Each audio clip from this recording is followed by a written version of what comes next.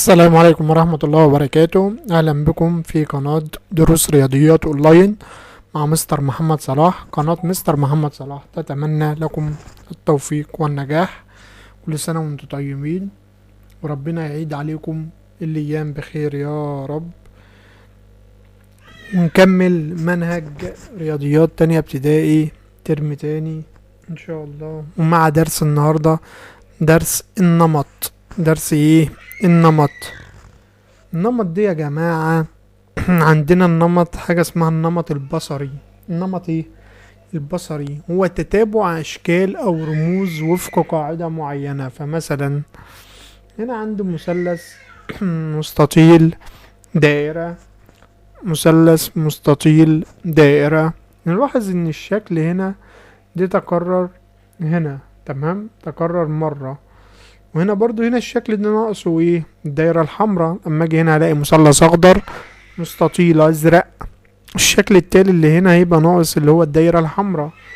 تمام. قاعدة النمط هو بيقول لك ايه؟ هو الشيء المتكرر. والشيء ايه؟ المتكرر. يعني هنا عندي الشكل ده اتكرر تكرار، مثلث اخضر مستطيل ازرق دائرة حمراء. تمام. يعني هنا برضو بيقول لك ايه؟ نشاط واحد، يرسم الشكل التالي في كل من الأنماط التالية. هنا عندي مربع دائرة مربع دائرة مربع دائرة مربع، ان الشكل الناقص الدائرة الحمراء. هنا مربع مثلث مربع مثلث مربع مثلث مربع مثلث. تمام. تمام. مثلثين صفر دائرة مثلثين دائرة مثلثين، هيبقى الشكل برضو دائرة الشكل الناقص، وهكذا وهكذا. درس سهل جدا، ودي يعتمد برضو على الأبناء في دروس جاية إن شاء الله مكملة معانا، اللي هو إيه؟ نمط الزيادة والنقصان. ده درس ده هو كده بيقول لك إيه؟ ناخد بقى النهاردة النمط العددي اللي هو نمط الزيادة، دروس من 74 ل 77. نمط العددي نمط الزيادة. بيقول لك ايه بقى؟ هذا النمط فيه تزداد الأعداد بمقدار معين. بايه؟ بمقدار معين. يعني هنا هذا النمط دي ايه؟ هنا 10 دي بقت 12، 12 دي بقت كام؟ 14، 14 دي بقت كام؟ 16، 18. قاعدة النمط عندنا، قاعدة النمط دي الشيء المتكرر او مقدار الزيادة او النقصان. تمام. او قاعدة النمط دي عبارة عن ايه؟ مقدار الزيادة او النقصان. يعني هنا قاعدة النمط بلس 2. يعني مثلا يا جماعة عندي هنا 1 2 3 4، هكمل هيبقى 5 6. كذلك بقى قاعدة النمط هنا هي ايه؟ هي زائد 1، كل مرة بزود 1. تمام. دي حاجة اسمها قاعدة النمط. تمام. هنا كذلك برضو 3 دي بقت 6، 6 بقت 9، 9 بقت 12، 12 بقت 15. قاعدة النمط هي زائد 3. تمام. متنساش تعمل لنا اشتراك للقناة وتعمل اعجاب للفيديو وتفعل زر الجرس عشان يوصلك الدروس كلها ان شاء الله. تمام. تعال بقى مع بعض كده. هنا بيقول لك ايه مثلا من كتاب سلاح التلميذ؟ حدد قاعدة النمط ثم اكمل النمط. 3 بقت 4، 4 بقت 5، 5 بقت 6، 6 هنا هيبقى 7، 7 بقت 8. يبقى قاعدة النمط هي زائد 1. تمام. 5 بقت 10 بقت 15 بقت 20، هيبقى الباقي 25 30. كل مرة بزود 5 يبقى قاعدة النمط هي زائد 5، وهكذا. حل الباقي والحل الباقي يا جماعة وابعتهم لنا في الكومنتات، هسيب لكم رابط الصفحة بتاعتنا، اللي عايز اي حاجة يخش يتواصل معانا ان شاء الله. عندنا برضو حاجة اسمها النمط العددي نمط النقصان. نمط ايه؟ النقصان. دي بقى هذا النمط فيه ايه؟ تنقص الاعداد بمقدار معين. مثلا 7 بقت 6، دي ناقص 1. تمام. هنا كذلك برضو 18 17 16 15 14. قاعدة النمط هي ناقص 1 كل. تمام. مثلا هنا 15 بقت 12 بقت 9 بقت 6 بقت 3. قاعدة النمط هي ناقص 3، كل مرة بنقص 3. تمام. بقولك حدد قاعدة النمط ثم اكمل النمط. 12 بقت 10، 10 بقت 8، 8 بقت 6، 6 بقت 4. تمام، هنا هيبقى 4، هنا هيبقى 2. قاعدة النمط هي ناقص 2. تمام. 21، 18، 15، 12، 9، 6. قاعدة النمط هي ناقص 3. تمام. وهنا كذلك 24، 20 بقت 16، 16 بقت 12، بقت 8، 8 بقت 4. تمام، يعني هيبقى 8 وهنا هيبقى 4. قاعدة النمط هي ناقص 4. ممتاز. يعني مثلا بص يا جماعة، مقدار الزيادة والنقصان دي واقف على ايه؟ يعني مثلا هنا هناخد مثلا قاعدة النمط على الزيادة وقاعدة النمط على النقصان. قاعدة النمط على الزيادة عمنا مثلا يا جماعة الاتنين لما تبقى 5، 5 لما تبقى 8.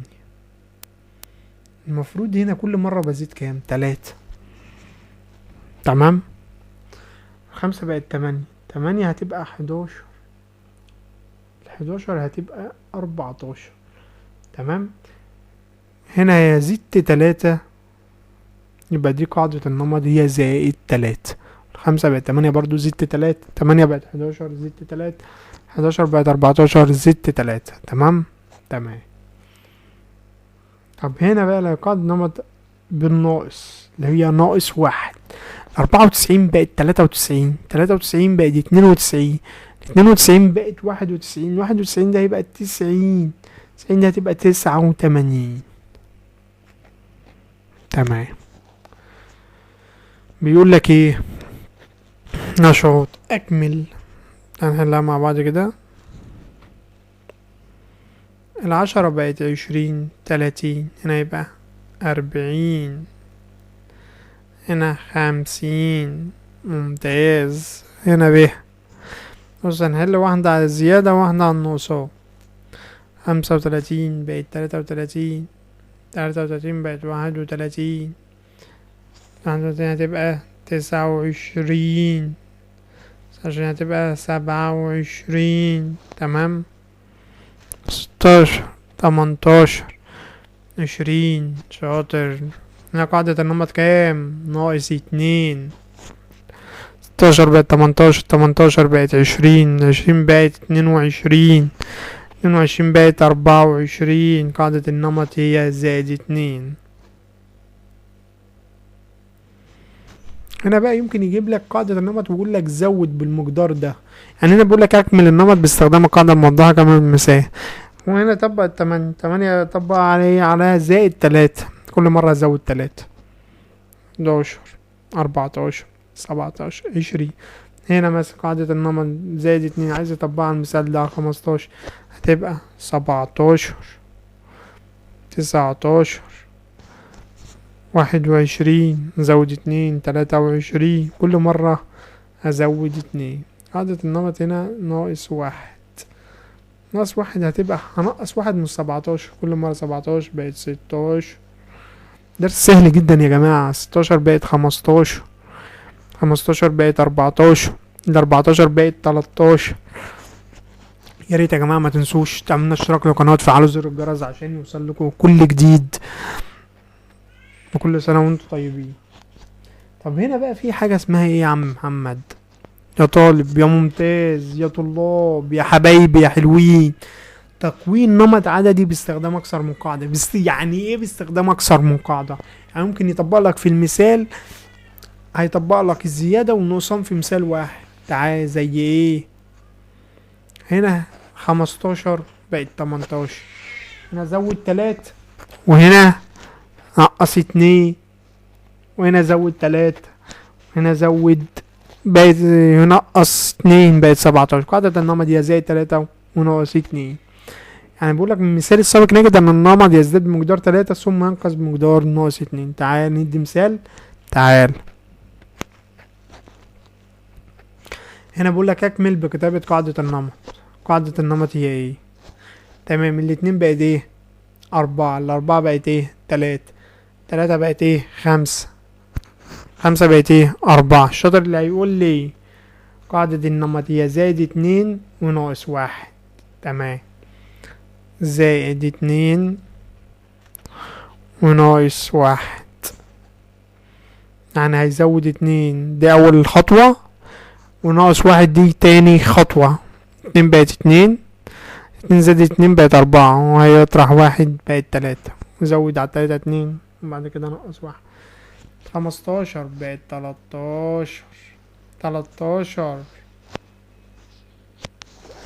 بقت 16، 16 بقت 14. قاعدة النمط هي نقصان 2 وزيادة. قاعدة النقص هي ناقص 2 و بلس 3.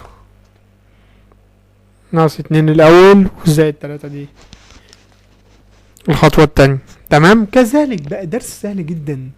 ما تنساش تعمل لنا اشتراك للقناة وتفعل زر الجرس، وربنا يوفق جميع أولادنا يا رب ويبارك فيهم.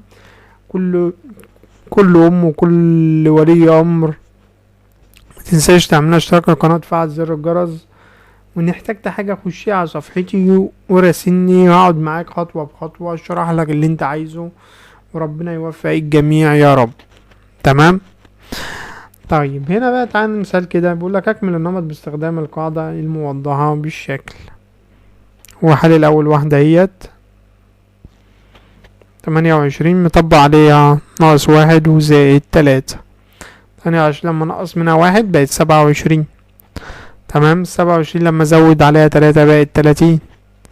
30 لما نقص منها 1 بقت 29، لما زود 3 بقت 32. هنا بقول لك طبق على القاعدة دي زائد 2 وناقص 1. 7 لما زود عليها 2 هتبقى 9، هطرح منها 1 هتبقى 8، هزود عليها 2 هتبقى 10، اما اطرح منها 1 هتبقى 9. ممتاز. تمام. بقول لك طبق قاعدة النمط بلس 5 وناقص 3. هزود 5 يلا مع بعض بقت 10. الخطوة التانية اطرح 3 من 10 هتبقى 7. زود 5 بقت 12. اطرح 3 بقت 9.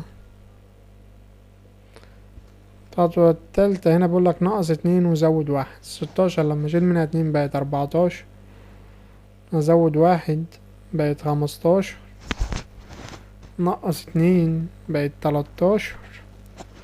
زود 1 بقت 14. تمام. درس سهل. تمام. يعني كده عندنا درس النمط دي يا جماعة. عندنا قاعدة النمط فيه تكون مقدار زيادة ومقدار نقصان، ويمكن يطبق في القاعدتين على مثال واحد زي ما احنا بنعمل كده. المثال دي مثلا عايز يطبق 5 وزائد 2. تمام. كده ان شاء الله نكون خلصنا درس النمط البصرية والعددية. ان شاء الله عايزين نحل التمارين دي مع بعض او حلوها، واللي يقف قدامكم راسلوني يا جماعة، انا ما بتأخرش عن حد. تمام. اي حد عنده اي سؤال في اي حاجة يتفضل يراسلني. هسيب لكم لينك صفحتي بتاع الفيس والجروب بتاعنا ان شاء الله، وقناة التليجرام الخاصة بنا. اللي محتاج اي شرح في اي حاجة في المنهج يبعتلي واشرحهوله. كل سنة وانتم طيبين ورمضان كريم عليكم، وربنا يعيد عليكم الايام بخير يا رب. وما تنسوش تدعونا من قلبكم دعوة حلوة، وربنا يوفق الجميع يا رب. اخر حاجة بقى ما تنساش تعملنا اعجاب للفيديو وتفعل زر الجرس عشان يوصلك باقي دروس تانية ابتدائي. ما تنساش تعملنا اشتراك للقناة، واشوفكم في درس جديد، والسلام عليكم ورحمة الله وبركاته.